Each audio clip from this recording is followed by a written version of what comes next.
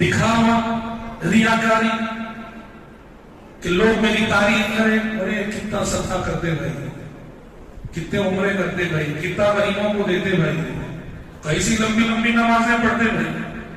شیطان ایسے خیالات ڈالتا ہے کہ لوگ ہماری دینداری پر ہماری تعریف کریں، ہماری نمازوں پر ہماری تعریف کریں، ہمارے صدقہ و خیرات پہ لوگ ہماری تعریف کریں۔